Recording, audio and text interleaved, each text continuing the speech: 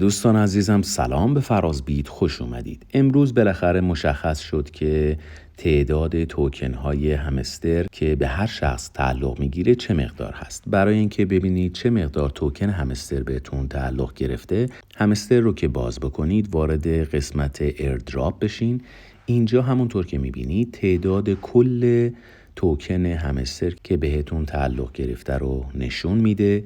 بعد کلیمد رو 0 نشون میده. خب چون هنوز برداشت باز نشده طبیعتا این رو 0 نشون میده. وقتی که برداشت باز بشه تعداد توکن هایی که شما برداشت کردید رو اینجا به شما نشون میده. Next unlock این مقدار که در اینجا نشون میده یعنی اینکه این مقدار از توکن های شما بلاک میشه برای مرحله بعدی ایردراپ همستر. Unclaimed هم تعداد توکن هایی هستش که شما تو این مرحله بعد از لیست شدن یعنی همون 5 مهر میتونید برداشت بکنید. در قسمت پایینی هم به تفکیک نوشته که شما این مقدار رو با توجه به چه مسائلی دریافت کردید. همون تقریبا 5 تا موردی بود که قبلا هم بهتون گفته بودیم. موفق باشید و پرسود.